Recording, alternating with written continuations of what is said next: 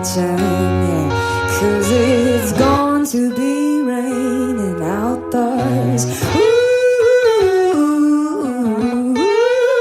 the woman I love, yeah, I stole her from my best friend. Some joker got her lucky, yeah, stole her back again, yeah. You better come on in my kitchen, hey, 'cause it's going to be raining outdoors. Ooh, the woman I love, yeah, I stole her from my best friend. That joker got her lucky, yeah, and stole her back again.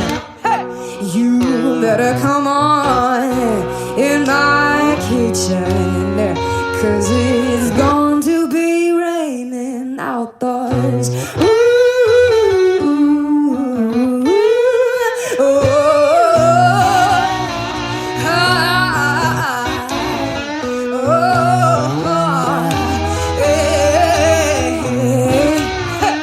you better come on in my kitchen, 'cause it's going to be raining outdoors. Ooh.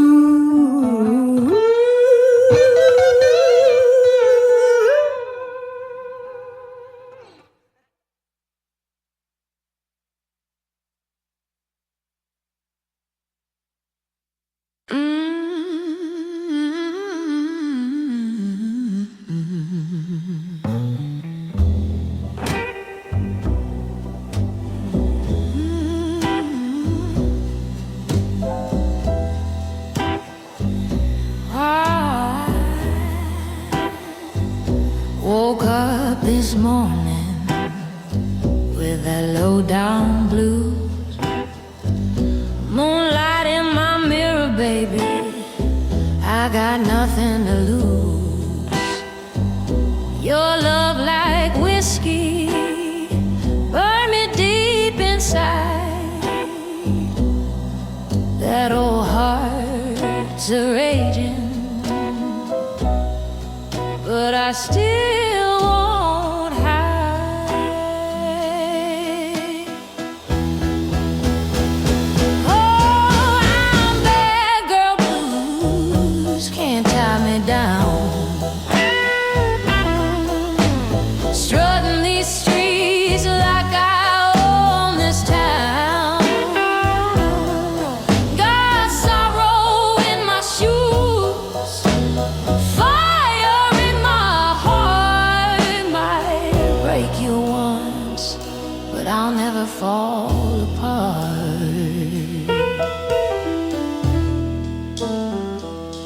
Your sweet talking lies, honey, don't mean a thing. I've danced with trouble, I've heard the angels sing. My soul like smoke drifting through that barroom light. I ain't your savior, I'm the queen of the night. When the horn blows low and the bass starts swinging, I find my rhythm, I keep on singing. Your shadow on my heels won't slow me down. I'm the blues that haunt this whole damn town. Yeah, I'm bad girl blues through every fight, standing tall in shadows of neon light. Oh, heartbreak's a teacher of pain and pride. When you lose yourself, that's when you really shine.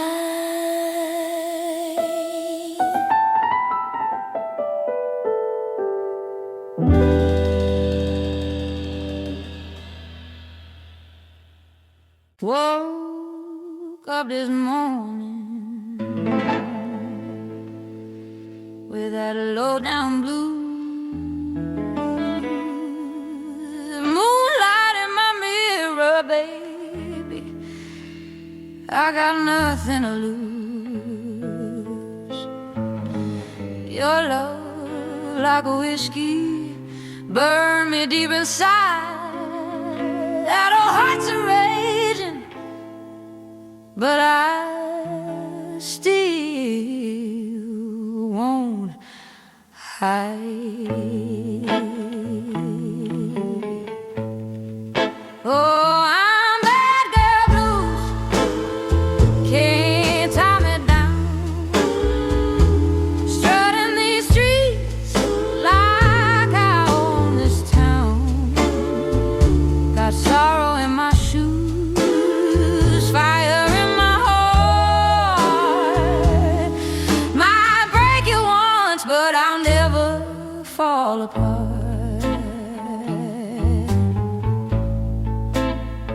Your sweet talking lies, honey, don't mean a thing. I've danced with trouble, I've heard the angels sing.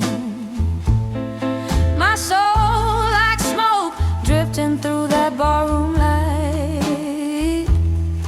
I ain't your savior, I'm the queen of the night. When the horn blows low and the bass starts swinging, I find my rhythm, I keep on singing. Your shadow on my heels won't slow me down. I'm the blues that haunt this whole damn town. Yeah, I'm bad girl blues. Through every fight, standing tall in shadows of neon light. Oh, heartbreak's a teacher, pain and pride. When you lose yourself, that's when you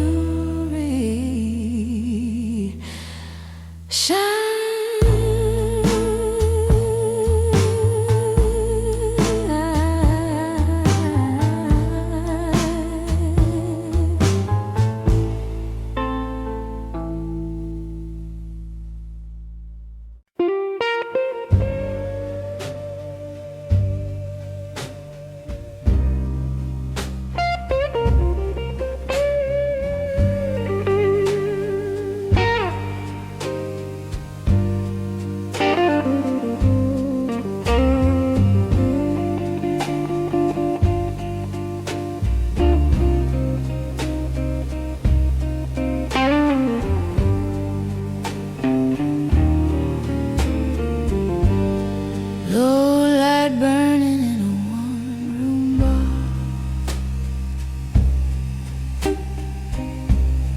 Rain on the window, city feeling far. Your ghost in the corner, sipping cheap regret.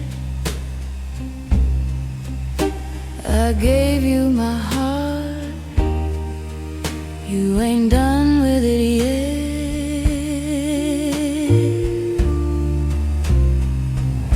These low-light blues keep calling my name, soft as a whisper, sharp like pain. I try to run, I try to choose, but the night keeps singing these low-light blues. Your shadow dances when the jukebox cries. Truth hits harder when the daylight lies. Every promise folded in smoke and sound. Love's just a record that keeps spinning round.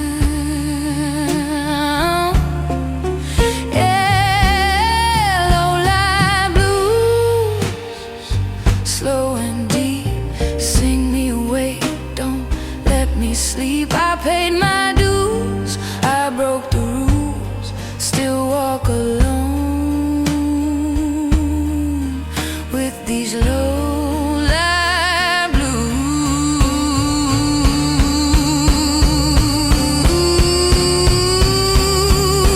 When the bass breathes low and the piano sighs, I feel my strength between the lines. A woman learns how pain can move, turning lonely nights into rhythm and truth. Follow life blues, hear me through. I lost my fear when I lost you. From cracked red lips to worn out shoes, I found my voice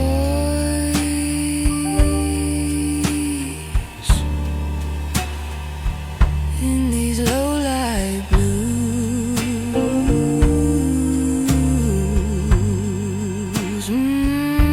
Low-life blues, faded out slow.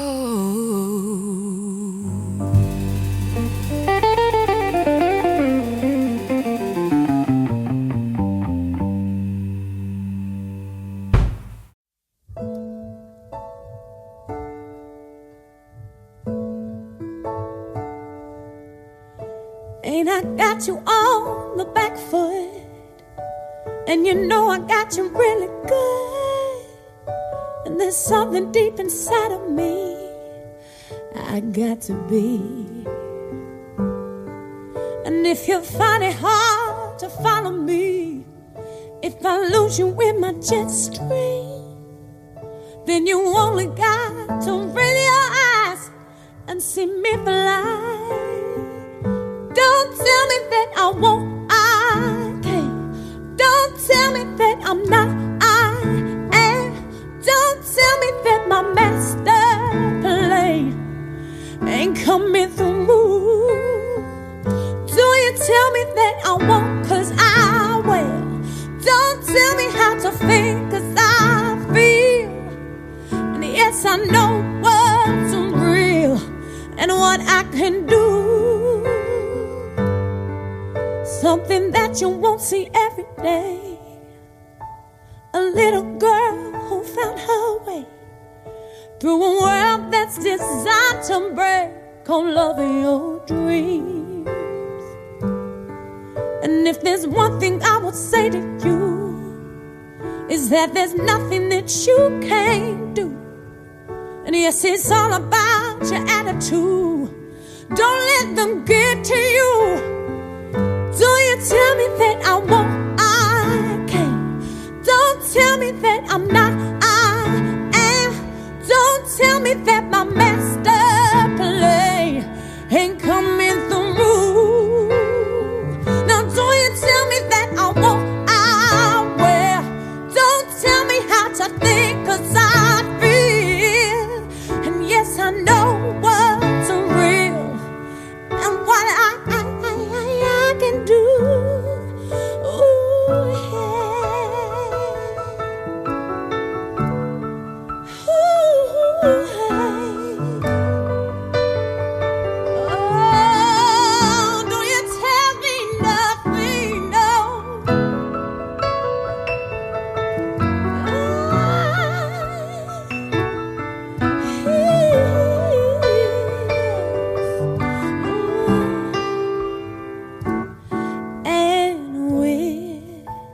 Singing in our own voice, we can make that choice to be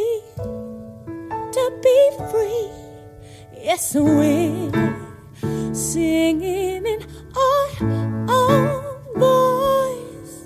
We can make that choice and be free now, to be free now. Don't tell me that I won't, 'cause I can't. That I'm not, 'cause I am. That my master plan ain't coming on through. It's coming on through. Don't you tell me that I won't, 'cause I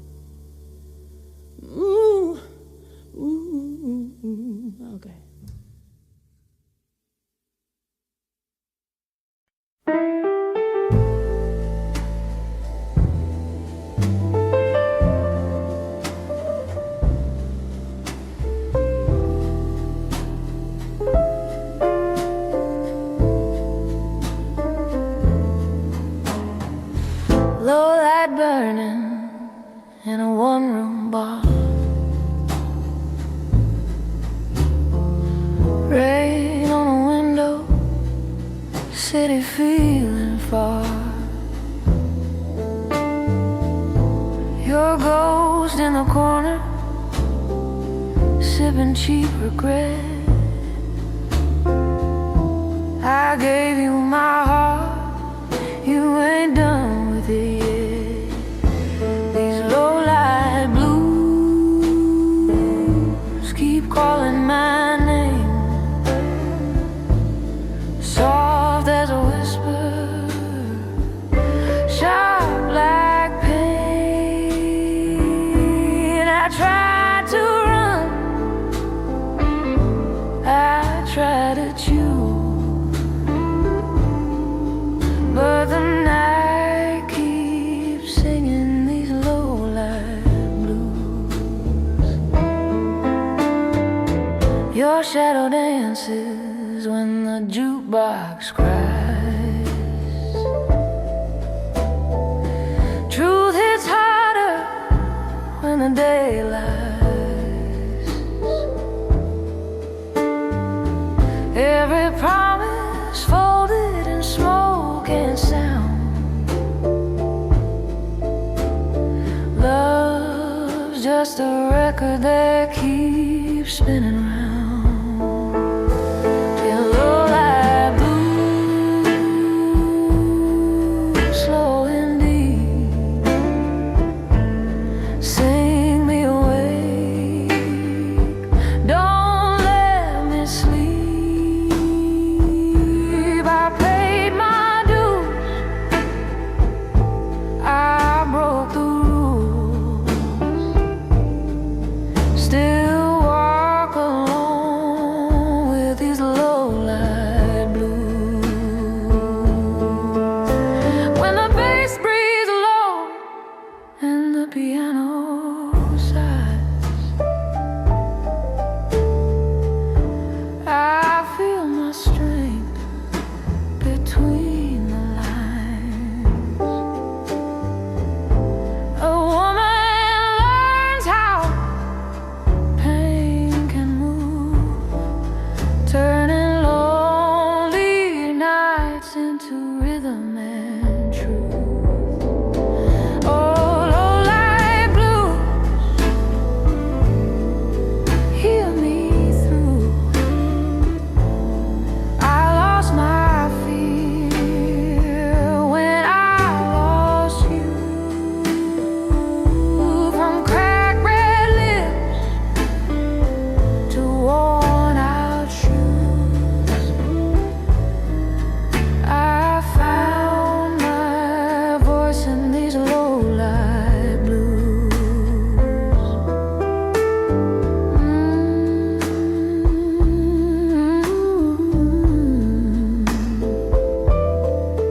Low-light blues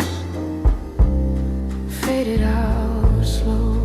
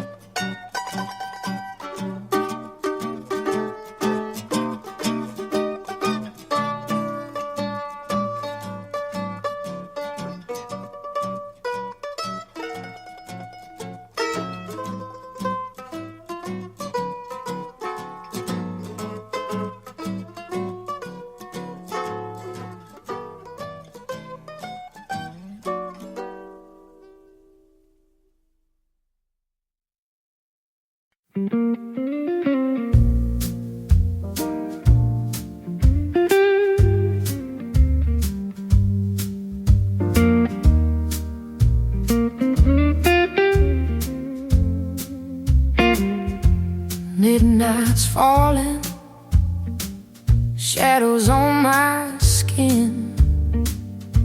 That old jukebox crying, let the trouble in. Your name tastes bitter, like cheap red wine. I gave you my heart, you wasted my time. I got those midnight woman blues, high heels worn, but I still choose to walk alone through neon lights with a broken heart and hungry eyes.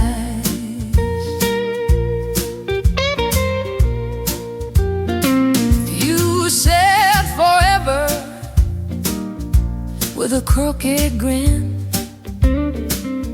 but your love was trouble wrapped in sin. I learned my lesson in a smoke-filled room.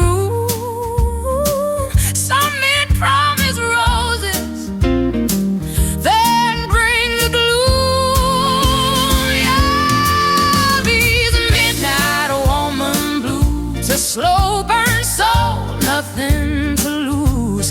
If loving hurts, I'll pay the dues, still standing tall with these blues.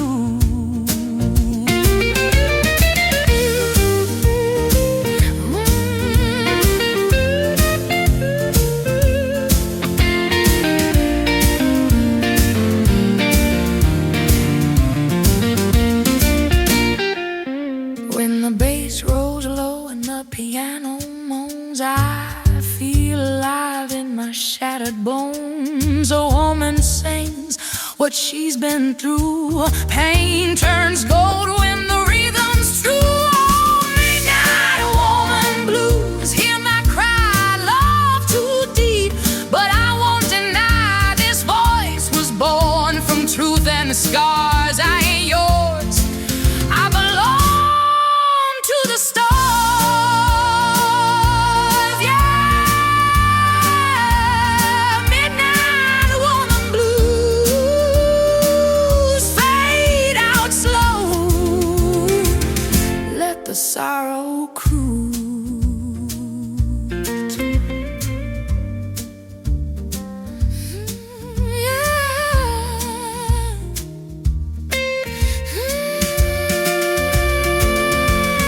Midnight woman blues.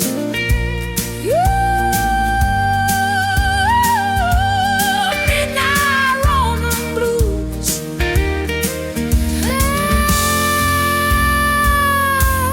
Midnight woman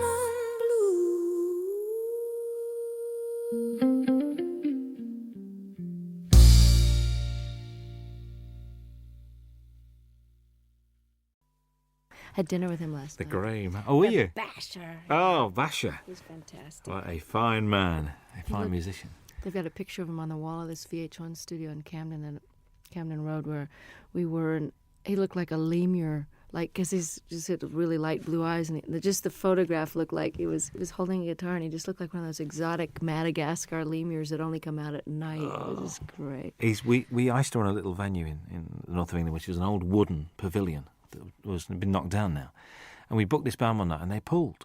So the agent said, well, I've got this other band called Brinsley Swartz. Do you want them to come? Yeah. So we said, OK. So they turned up, and it was just brilliant. They went down a storm, and it was a really, really good gig. It was just amazing. Very, very good. Are we rolling? He's OK. one of a kind, Oh, really. One of those people that you're just so glad he's around. Paul Carrick as well. Oh, great guy. Well, Bonnie. We're still here with our same jobs. I knew you were going to It's say a miracle, isn't it? that. A live album. And about time too. Tell me about it. Yeah. Not from lack of wanting. Really? So why now? A couple of reasons. I've been being besieged by people over the years that say, your live shows really capture you, and if only you could get one out, you'd really come across. And I was all ready to do one because of, Little Feat years ago had that great Waiting for Columbus album, and it really broke through and captured them in a way that the studio ones, although those were great too. And I just have been waiting and waiting. But the situation with Warner Brothers, where I was for the first 9 albums up until 82, I was with Warner's, and I wanted to do the live record after my 8th record, and it just they didn't really feel, and neither did I, that the promotion for it went well, to put it mild. I'm trying to be polite. And radio really stopped playing any kind of progressive format, so I was basically shunted off into the hinterlands of fringe music. And even though I was selling well in my concerts and my core audience bought my albums, it wasn't the right label situation to put out a live record, because they didn't care enough, frankly. So it took me a while of waiting to get on a new label, and then God knows, after the Grammys hit, things have been really great with EMI Capitol, and I wanted 3 studio records under my belt to draw from great songs that people would be familiar with. And I've been basically planning to have this lineup of guests for a long time now, and finally I've got the great band that can play the songs as well as the ones that play in the studio, because most of them are the ones that are on the records. Indeed. I can't believe that these friends just happened to be around. There must have been a lot of phone calls going out to get all these guests on this album. Well, you've got to plan, because people's schedules are way in advance. I mean, I know what I'm going to be doing 5 years from now almost. So everyone's booked, and everybody's got their own album schedules. And Jackson said, I'm going to be recording, but it's if you can film and record in California, I bet you I can fly up for the day. Hornsby had already made room in his schedule for me. And this was planned in March in order to secure the mobile truck. The concert venues go on sale, at least a couple of months before. And, of course, the film crew, we had 9 35-millimeter camera, film for 2 days. So, that's almost $1 million type of proposition just for the film alone, to film the 2 nights. And so, yes, it had to be way planned and approved and paid for in advance. But I must admit, the sound of the album is one of the best live recordings I've ever heard. Oh, fantastic. And I'll tell our engineer that, because he worked his you-know-what off trying to make it. Because I'm not a big connoisseur of live albums. I mean, I listen to James Taylor's and Peter Gabriel's, and of course, Little Feats I play a lot, and I have some live Westwood One radio programs that I've listened to and gotten copies of live performances where I've missed someone's tour. But I really wasn't an audiophile enough to know that it turns out, I've found out from doing interviews, that most live albums get listened to once and put on the shelf. So Ed said, he really wanted to go for, making this the best live sounding record he's ever heard. And he studied a lot of them about how much echo in the room echo to leave in, and how much clapping between songs, and how much talking. Where there was a lot of deliberation that went in. And of course, each song is from sometimes a totally different night in a totally different hall. So there's a lot of post-production work that went into this. And it works so well. A couple of things. Vince Gill has described you as the wildest lady he knows. All right, Vince. What do you think about that? I think he's the guy all of us would love to get wild with, actually. He's the nicest star. Well, actually, Brian and Bruce and Jackson, my special guests, are pretty nice, too, in the unneurotic field. You know what I'm saying? Like people that are just folks when you meet them. I don't know if that was your impression, but I know that Vince and I, over the years, I mean, when he was in Pure Prairie League and I was still on Warner's, we ran into each other, and we actually did a duet together when he was first a solo act. We did a song called Let's Do Something Even If It's Wrong. And he and I were both kind of wild. I don't mean that in a biblical sense. I just mean, wild rockers. We didn't get into this line of work because we like to go to bed at 9 o'clock. Well, you don't start till late anyway, do you? It's not late. You know what? I get up early when I'm off the road. I like the daytime hours, because if you're not up partying at night, there's really no reason to be up past midnight unless you just get into one of those great moments when you can write and you're reflective and everybody else is asleep. But I've started to really like the early morning dawn hours. In London, when there's nobody else around, it's very good. I was in New York last year, and we drove out of the city we just drove out for about an hour at 6, 7 o'clock on a Sunday morning. Nothing in New York. Very strange feeling. I bet it was very bizarre. Strange. I bet. very, very weird. I mean, do you think marriage has given you a different outlook on life? Have you calmed down or not? Or do Michael and you have a sort of a thing, you know? I don't think marriage has much to do with the calming down. I think just getting older, from your 20s to your 30s, there's a certain calming down. And I don't know about your life, but most of the rockers I know, and by rockers I mean not such as a musical categorization as in party as much as you want and can get away with kind of a thing. You know, like I would never jeopardize my job or walk around stumbling. And, you know, I never was one of those kind of visibly out of it kind of a person where people would comment on it. It was more like a private thing after the show. But lifestyle changes in your 30s are necessary if you want to keep your wits, your memory, your looks, and your health, not to mention the most important, which is your music. So even though I never jeopardized my job, I think my effectiveness, how many hours of the day I was able to be productive, was starting to get affected by my extracurricular activities. So my calming down that way happened in my mid-30s when I kind of quit drinking and took up yoga and bike riding and doing all those things with the ravages of time so that you end up feeling more energetic and more able to do your gig and have more fun, because it just isn't fun to feel bad, you know. I mean, I know some people make a career out of it, but the feeling bad is for the young. And marriage has just been, it's a challenge, and it's very adventurous, and it's exciting to know that somebody's not going anywhere when you have a big row. But it's also comforting to know that there's a level of commitment that makes the rough times more doable, and that makes the sweet times very, very deep. And, you know, the learning about each other and learning about yourself. Stuff comes up in marriage that didn't come up when you're living together with other, you know, I didn't live with Michael until we got married. And you repeat patterns in your parents' marriage, whether you wanted to or not. And I found that to be a very big surprise, because it didn't happen before until you get married. I think you hear those words coming out of your mouth and you go, there she is. There's that mom thing again. Bruce Hornsby appears on two very different songs on this album. Very much Think or Love and I Can't Make You Love Me. I mean, he's not only a great musician, but a really nice guy. And these two songs not only show the diversity of your talents, but also his as well. Was that why you asked him to play on those two songs? You know, it was one of those things where on the tour we did together last year, we did a 4-month double bill of the Outdoor Sheds when my new album was out. And it's quite obvious that I'm just think the world of him. I mean, and he made such a difference on I Can't Make You Love Me. And then he invited me to play on and sing on his last record before this current one. Then we did the tour together, and as an encore, he came out and played the accordion, and he's a great practical joker, so it was a way to keep him off the monitor man's back, where he would probably have given me nothing but hi-hat and the monitors and messed with my sound on stage. So I kept him out of trouble by having him on stage, and, you know, he's my favorite singer and writer, I think. It's just, you know, Prine and Jackson Browne and him, that's it, and Paul Brady.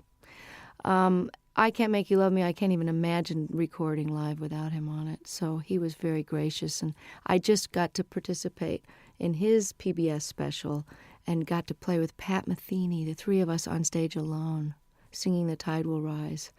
And it was just absolutely a highlight of, you know, my respect for those men is just unbounded. And his musicianship is far surpassing anybody in the pop world that I know. You know, he's really as nice a person as he is a genius, too. Whenever I bump into him, it's like, you know, and it's like he sits down and he talks to you and he takes time. Mm-hmm. It's never, so I've got to rush now. He's just one of those guys. And I thought his current album is very, very good. I do, too. I mean, he's really a jewel, you know, and such a normal guy, just like Don was. And like, it's interesting because I've gotten to know Brian the last few days more because we've been hanging out at the Top of the Pops. And he also is totally without any kind of ego attitude. And, you know, he's not neurotic and paranoid or any of those stuck-up things that people get when they get to be a big shot. And I'm so lucky to have these guys as models because they've been famous longer than me. You know, Hornsby came out of the box with big hits, and he's just nonplussed, totally regular guy. That's why you get on so well, because you're the same. You've got the same attitude, and that's why, and it shows. I reckon this record's great to listen to when driving. I mean, I've been driving around listening to this. I think it's brilliant. God, I'm so glad. It's so new that I haven't had reviews yet. So this is it. Give it to a friend. So go and drive around, listen to that, and it's great. A song on it, Shake a Little. New song to you. New song by the guy Michael Ruff, who wrote "Cry on My Shoulder" on Nick of Time, and.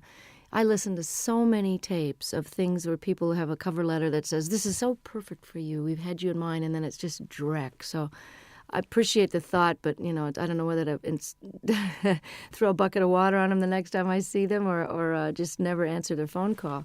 And then there's these jewels like Michael Ruff, who's a brilliant artist on his own and has never gotten the attention he deserves. And I think he's actually got quite a good career in Sweden going on for some reason. But he had 2 great records on Warner Brothers years ago, and the women are all mad for him because he's absolutely gorgeous. But what an unbelievable tune. I'm glad you mentioned it because I love it. I think it made a good single, actually. I was listening to it. I think so, make too. A good single. Matters of the Heart is haunting. I mean, that's one where I think you mentioned this capturing the audience. You could hear a pin drop in that auditorium. They're all there as one, I think. I mean, and hadn't heard the song before, too. No, so that was really which is great. like, oh. Yeah. And, I mean, did you feel that was a special performance that night with them? Exactly. That was why we picked that night's performance. I mean, all the great part about recording 6 nights is that we really got the best performance of each one. It was hard to choose sometimes, but there was always one that had that pathos and a unity of, whether it was a spontaneity or just not thinking about it. Everybody forgot about the tape, and the audience, for whatever, it's almost like a great meal or making love. There's just that one evening where it's that you're doing the same thing with your lover that you've always done, but it's just fitting and feeling perfect. And that this track has got a soulfulness to it, kind of a Ray Charles thing that, Michael McDonald is an incredible writer and singer. So the fact that to wrap myself around one of his songs like this is, you're as good as your material, and like I Can't Make You Love Me, this is one of those classic songs. I think what's nice about this record as well is it's not Bonnie Raitt's greatest hits live, which I'm so pleased about.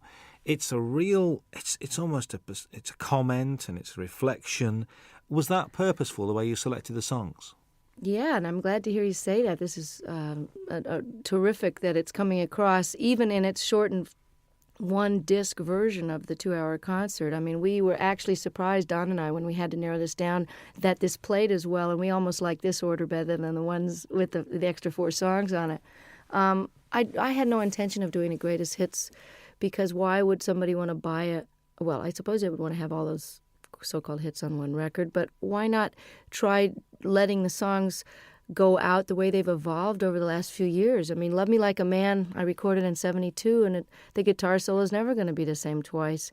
And certainly Have a Heart and Love Letter and different songs from Nick of Time, all of these songs have taken on their own character depending on the tour that we play them. Each tour, everything gets a little shifted by the band members, because just to keep it interesting, but also they just grow. Tempos are changed, Have a Heart has a kind of a South African guitar part on it, and that's partly because I've got one of the greatest guitarists as a foil now, George Marinelli, who used to play with Bruce Hornsby. So I wanted to add something different to the older songs and give people, we got 6 new songs, so it's a little bit of everything. I think so. Charles and Ruth, I'm pleased they're on there. I get the impression the way you were together, there's a real mutual respect amongst the 3 of you guys. Oh, total. And, I mean, of all the people that are on a stage at once, everybody has admiration so deep that, I hope it comes through, and I'm glad to hear you say that it can be felt, because Ruth Brown single-handedly was such an influence on Etta James and Aretha Franklin and all the people that I grew up listening to when I was old enough to read about their influences. They were the ones that mentioned Ruth, because I, of course, was only, 1 year old when her first record came out. But she's built Atlantic Records with her singles in the late 40s and 50s, as did Charles Brown, who's no relation, by the way. He's from a totally different part of the country. But he also was seminal in starting the whole West Coast blues sound, the transition between the post-war jazz era. And he took his Texas very funky roots, he also was classically trained, and he melded them into the style of jazz with the Art Tatum flavor and the beautiful classical music, to where Nat King Cole became famous based on the music that Charles Brown was doing.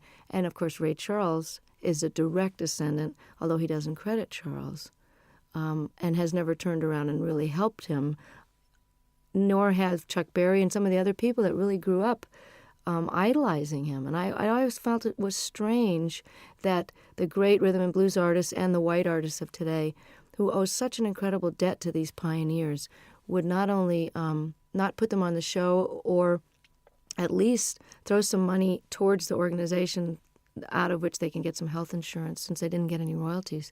Because this is the biggest criminal revelation I found out in the last 6 years, is that nobody before 1970 did get royalty participation. And we've just now gotten to the fourth large company to only now, 6 years after the organization was founded, to agree to pay a 10% royalty starting today, for example, as opposed to 30 or 40 years of lost royalties and 10 years of CD sales with no money coming, no health insurance. You know, every other industry has health insurance and takes care of their own, except ours. So this is a call out to the other artists that are listening and fans to make sure you support the reissues that are paying royalties, and don't buy the bootlegs, and don't sell the records direct. You know, send the money directly to the artist, believe me, before you rip them off for the third time. Absolutely. That's the Rhythm and Blues Foundation as well we're talking about. Yeah.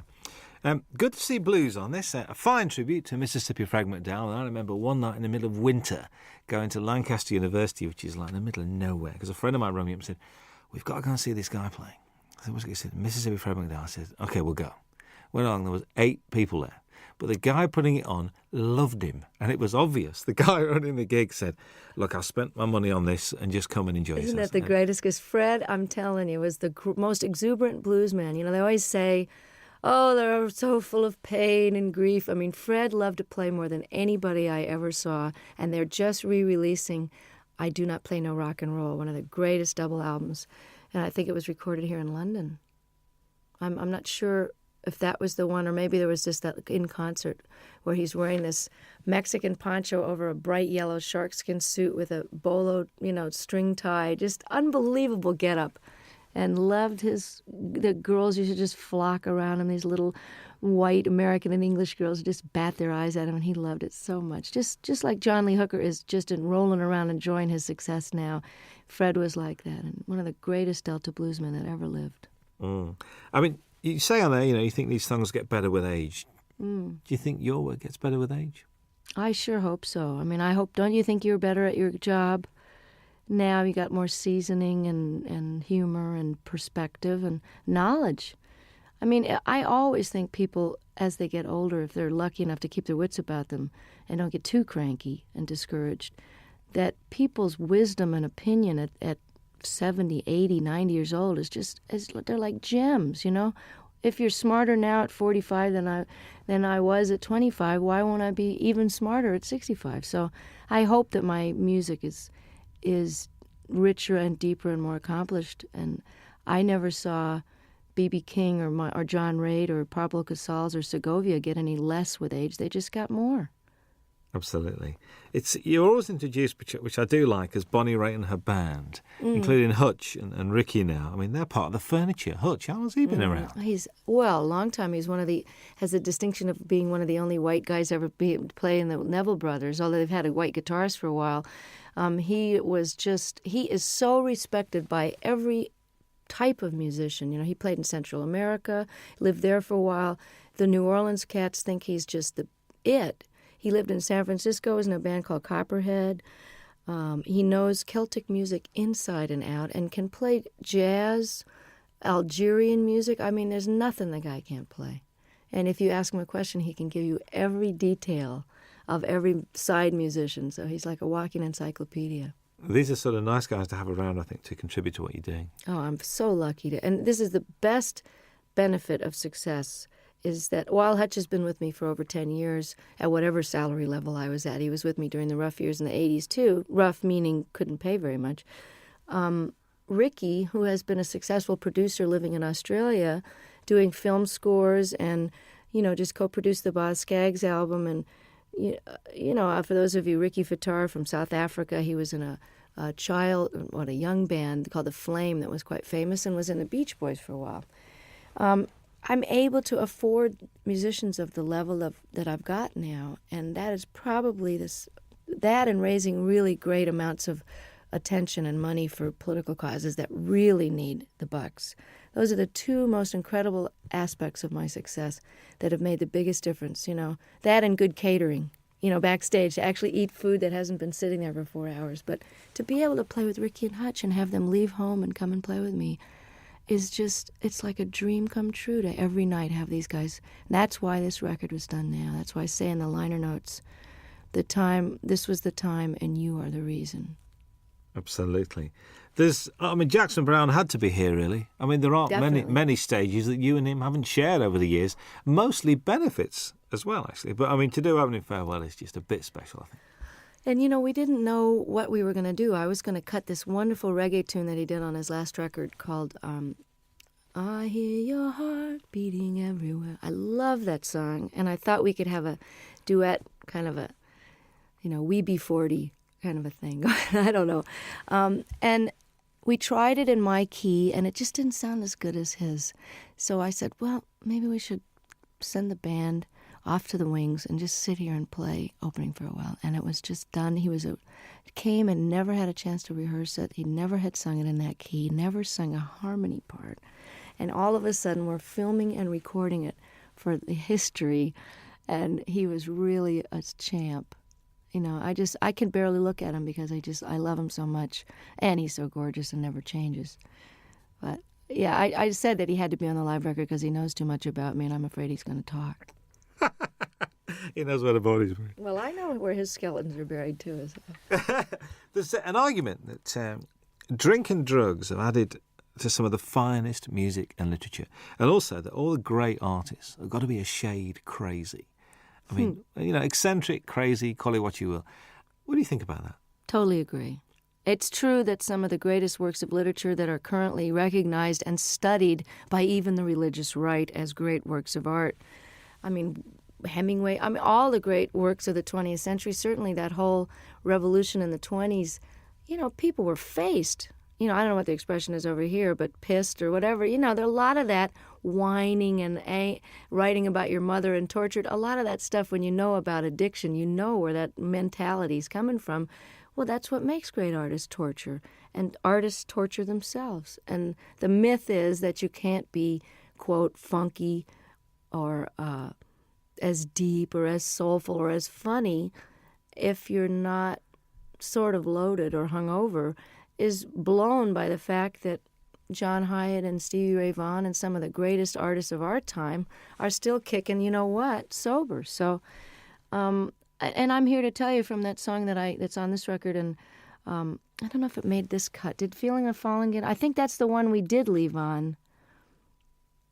I'm not. Yeah, because I want to let people know that just because you're straight doesn't mean you're not totally miserable and twisted sometimes, and it's out of that angst and misery and longing, which is just part of being alive, which you feel more acutely when you're not anesthetized, that some of the most powerful stuff has come out of my guitar, because it's excruciating to be awake.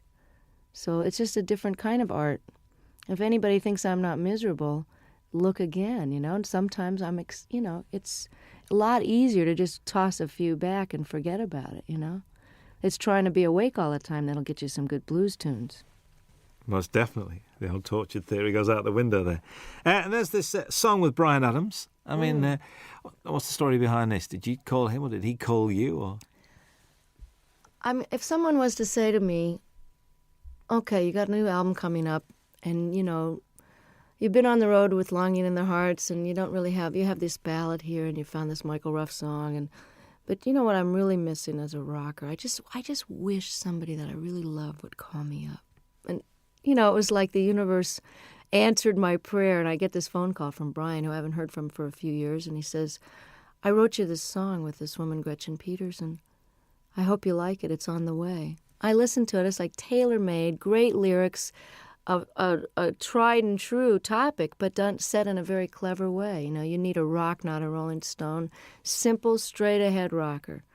And then on top of it, his album was postponed. So as we got closer to the live recording, I went, oh, you know, it would be really great is if he could sing this with me. And he did. He said, I'm coming. I just can't believe it. It's like for all the blues people that I helped and all the obscure songwriters I've done songs and talked about over the years, you know, to have somebody like him who is really huge over here in Europe where I can't get arrested really. And, you know, for him, he'll be doing for me what I'm doing for Ruth and Charles. So without any compromise and just pure admiration and love and just love the guy's work so much. And I love him. And here I am getting to have this handed to me like Eric and Elton saying, hey, you want to be more known in Europe? We love you. Come on to the Wembley show. You know, that's the payback, is that it all goes around in a big circle, and then I get more well-known, and I can bring Charles Brown over to Europe. So that's the way it works, you know. Oh, that'd be very pleasant, actually. Very nice indeed. There's 3 songs that run together. There's Longing in Their Hearts, Love Sneaking Up on You, and Talking Heads, a storming version of that. All right. Were they the same night? Because they just run together. I think they are the same night, actually. But they were pretty slamming all. You know, sometimes we do Come to Me in the Middle, which we didn't have room for on the record. But again, you can get it on import probably. I always thought of doing Burning Down the House since I first got the idea. I've always wanted to cut the song, but I had no idea whether we would do it on this record or whatever. I didn't know if it would make the record. It was just one of those sound check into the last encore of the night. And, you know, by the time you're at the encore point, your fans are so nuts, you know, you can basically play Rachmaninoff's symphonies and get away with it with a reggae beat. But I love Talking Heads. I love this song. Always heard it with slide guitar. And it's very similar in the clavinet part to Love Sneaking Up on You. So I had them as a segue, like half of Burning Down the House into Love Sneaking Up on You. And about 3 gigs into the tour, all the reviews were mentioning, and the audience was jumping up and standing. They were mentioning Burning Down the House. So Don suggested, he said, hey, why don't you just finish the song and flip the order and stick it on there and we'll put it on the record. And I said, no, nobody's going to go for that. And hey, I like it. Listen, it works really, really well. Kim Wilson guests on the album as well. I mean, the Fabulous Thunderbirds are one of the best-kept secrets in Europe, like yourself. Well, that's why I plan to change it. I mean, I'm really glad that by doing a record with Delbert on Luck of the Draw, that 5 million people have that album and now know who Delbert McClinton are, as if anybody's been asleep in a closet and doesn't know. The other great white singer of rhythm and blues is Kim Wilson, and one of the greatest living harmonica players.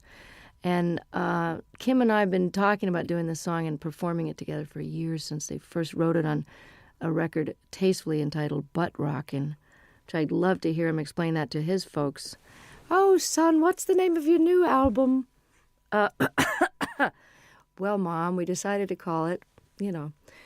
So if I can get Kim more exposure in parts in the, you know, for the moment that I'm in the sun here and just let people know how brilliant this guy is, I'll be able to die happy because he is just incredible. You know what? Listening to this record, I do have a problem because I'm not now going to be able to say to people, you mean you don't know who Bonnie Raitt is? This is causing me a bit of disturbance here because it looks like the single's going to work. And if the album works, you've knackered a lot of the things that you know who Bonnie Raitt is? And they go, who's that lady who sang that song? See, I'm enjoying coming over here and still being a cult artist. And that, you know, now I'm getting all letters from the people in the States going, you know, you were mine for 20 years. And now I really resent the fact that everybody knows who you are and they're playing you in the supermarkets. But I wrote the guy back. I said, hey, 20 years in small theaters, can't you cut me some slack? I get to have Ricky Fataar in the band and Hutch. Let me have a moment in the sun here. And while these rhythm and blues artists are still around, and while Kim deserves to be heard, let me show the rest of America about these guys. And I feel the same way about Europe. But if I'm a cult artist over here for a while longer, it would just be very nostalgic for me. I think so. It was a joy last time to walk into the Palace Theatre in Manchester and see it sold out. Wasn't that exciting? Joy. I'm inching my way to notoriety over here.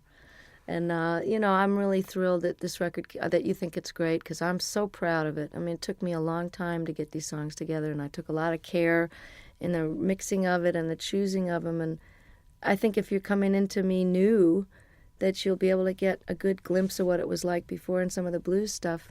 And, I don't think anybody should be determined by their latest single. So, I'm not a singles artist. So if you've never heard of me and you hear the Bryan Adams track and you like it, check out the rest of it, because there's a lot of good people on there that deserve to be heard while they're still able to play. I think so. I think how anyone cannot be moved by Jackson Browne's version of Stay, I will ever know. And I just sang on his new record. It's just fantastic. There's a bit of to and froing, because you're on John Hyatt's record as well. Yeah, I know. Well, that's how it works. We all love each other, and, I'm so thrilled that they want me to come and play and sing on their record. There's a great band out in New Orleans called the Subdudes, and I'm on their new record, and it's a fantastic record. Support act on the tour, actually. Oh, it'd be. And That's if you got there early, That's right. They were over here in England. It's true. That's right with you. How's the songwriting going? I mean, we've been progressing. We've had like 3, 4. We're getting there. I'm inching up there in the quantity. But one of the reasons I'm taking a hiatus is because I haven't stopped working either on the Rhythm and Blues Foundation or the different benefits that I've done and organized. My own touring schedule, making up for all these years I didn't tour outside the United States.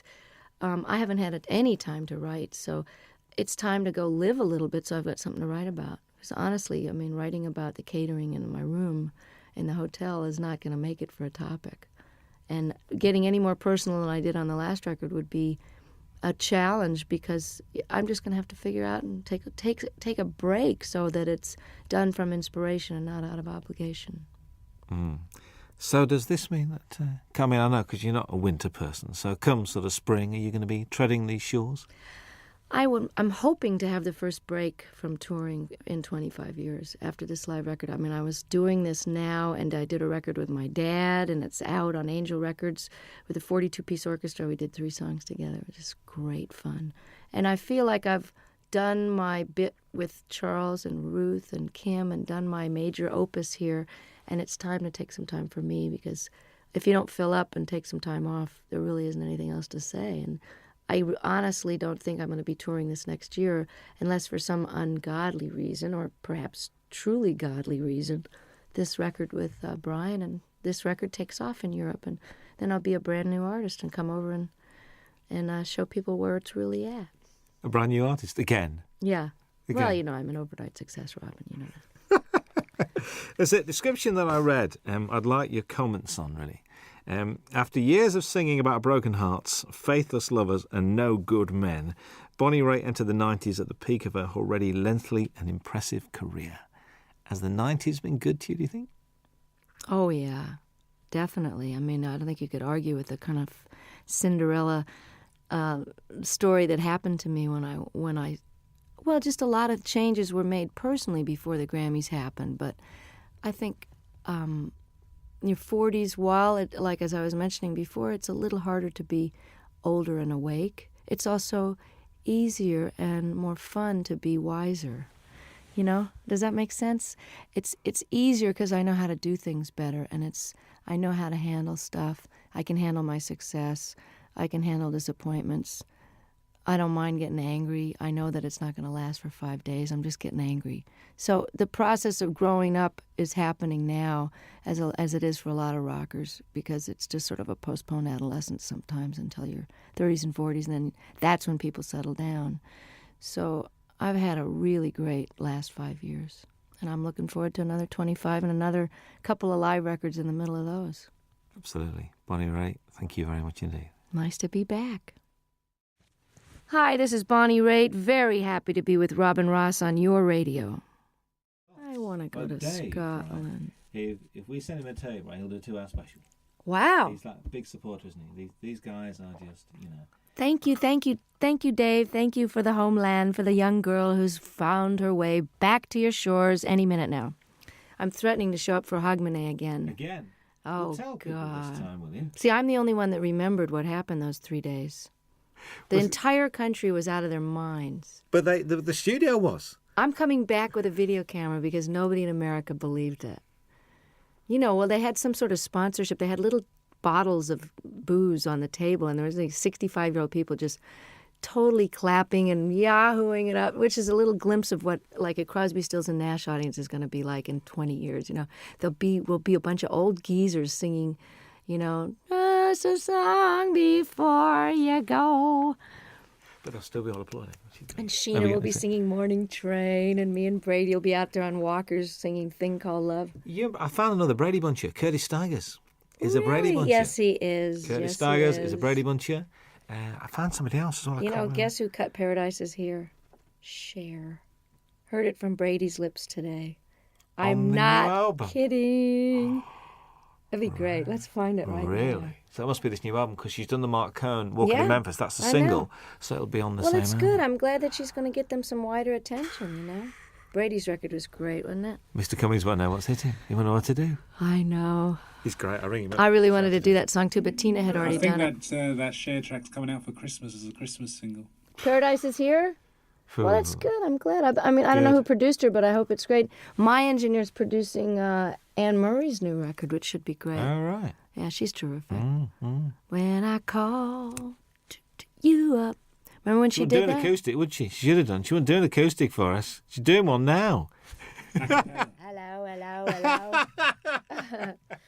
I'll come in here and do one. Yeah. We had John Hyatt. John Hyatt did 2 songs. Did he? Yeah, John did 2 songs. Finn did 2 songs, did they not? Which is Neil and Tim Well, Finn. they just told me to come and talk. They did Weather With You, and they did Nobody asked me. We'll ask you. Anywhere, anytime. You know Hey, we'll you know. like. You could play the national anthem and we'd listen to. You know that. So, I'd play your national anthem. It'd be interesting. Yeah. It'd be good. Really Be good. good. So you're going to Scotland on this break? You're going to try and I want to. I was threatening to go to Ireland or Scotland over the weekend, but I'd like to come back when the days are longer, because it's too hard to come over here and have it get dark at 4. Yeah. Not if you're unless you. Especially over that You way. know what I mean? If your And you get nighttime over the hours West can be more Coast. productive, but I want to be able to see stuff. You know. Yeah. You were going to go around Ireland last time I spoke to you. You were going to I visit did Ireland. it once a long time ago, and I want to do it again. I may do it over the weekend. Just get down the country and see part of it. Well, I did get a whole week in did you? there. I did get a week in Scotland, a week in Ireland back in 91, right after the Grammys. Randy Newman's on Jules Holland on Tuesday night. You should get him in here. I'd love to. With Warner's, you see, Warner's a bit strange. So my best man when I got married is head of promotion at Warner's, and he won't let me do any interviews. He said, I leave it to the regional people. I said, but we're getting like 50 stations. Great. I know. I mean, Faust is a great record. Lovely man. When's Bonnie Raitt Call on Peter later? Asher and tell him I told him that he should do it. Excuse Tell me? him who you talked to. Tell him all the people you talked to and how many stations We're you going to get. start to, Just call him we got you directly. on, did we get 50 last time? Peter and Gordon. Tell him you're a Peter Gordon fan and call Peter Asher. Remember Peter and Gordon? I actually That's went Peter to see Asher. Peter. He's I said, I know. He's Well, he used Randy's to manage manager. 10,000 Maniacs as well, didn't he? Yeah. He manages Little Feat. And now he's head of Sony, I think. That's right, I forgot. He got a new job. My former manager is head of Atlantic, then head of Warner's, now he's head of Mercury. Moving Hello. around. We're gonna fire you. Here's $30 million. Get out of here. Oh God. Now you can pay the musician. Here's another label. Oh, Could you sign that for me, please? Are you kidding? Thank you. I've got great. I've got a shiny one because you haven't got shiny pens, have you? Can I have that on tape, please? And you haven't got any Robin tape. Ross has a shiny one. You haven't Thank you. Would you sign it for me?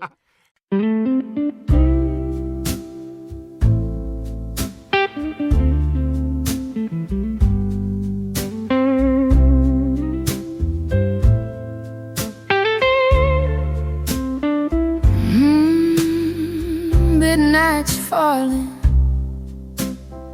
shadows on my skin. That old jukebox crying, lip of trouble in. Your name tastes bitter, like cheap red wine. I gave you my heart, you wasted my time. I got those midnight woman blues. High heels are worn, but I still choose to walk alone through neon lights with a broken heart and hungry eyes. You said forever with a crooked grin, but your love was trouble wrapped lost in sin. I learned my lesson in a smoke-filled room. Some men promise roses, then bring the gloom. Yeah, these midnight woman blues, a slow burn soul, nothing to lose. If loving hurts, I'll pay your dues. Still standing tall with these blues.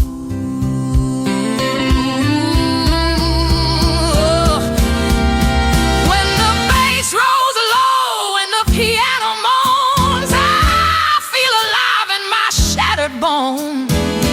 A woman sings what she's been through. Pain turns gold when the rhythm's true. Midnight woman blues, hear my cry. Love too deep, but I won't deny. This voice was born from truth and stars. I ain't yours, I belong to the stars. Yeah, midnight woman blue, fade out slow. Let the sorrow cruise.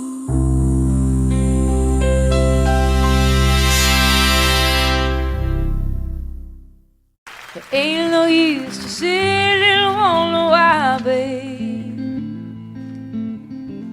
if you don't know by now. Ain't no use to sit and wonder why. It'll never do somehow. Oh, when your rooster crows out the break of dawn, look out your window and oh, I'll be gone. Oh, and you're the reason I'm traveling on. Don't think twice, it's alright. Ain't no use in turning on your light, babe. The light I never knowed. Oh, now it ain't no use in turning on your light. I'm on the dark side of the road. Oh, now I'm thinking and wondering, walking down the road. Oh, I once loved a man, a child, I am told. Oh, I gave him my heart, but it won't in my soul. Now don't think twice, it's alright. Ain't no use in calling out my name, boy, like you never done before. Oh, now it ain't no use in calling out my name now. I can't hear anymore. I wish there was something you might do or say, oh, to try and make me change my mind and stay. Oh, but we never did too much talking anyway. Now don't think twice, it's alright.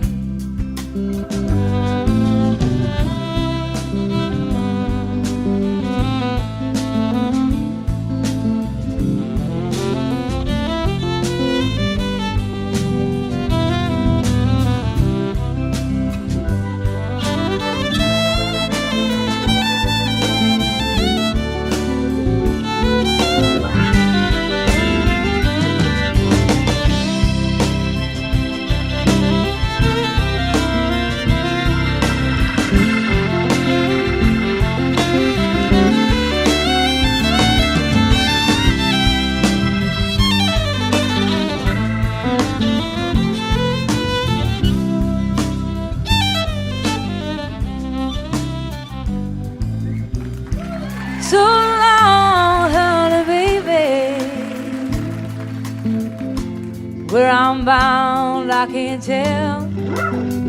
Oh, my goodbye's too good a word now, so I'll just say farewell. And I ain't saying that you treated me unkind. Oh, you could have done better for Lord, I should have known mine. Oh, you just kind of wasted all my precious time. Now don't think twice, it's alright. Oh, you just kind of wasted all my precious time. Don't think twice, it's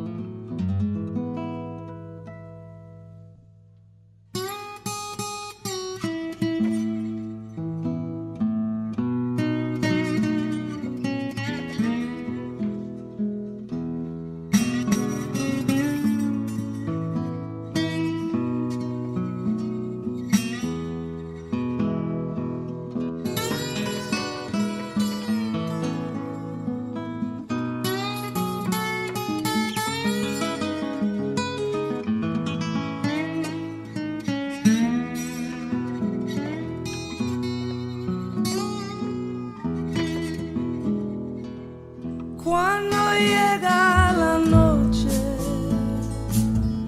yo recuerdo tu cara y en las olas del mar siento tu voz y en la luz de esta luna es tu piel que me roza. Y esta brisa azul trae tu corazón más cerca de mí.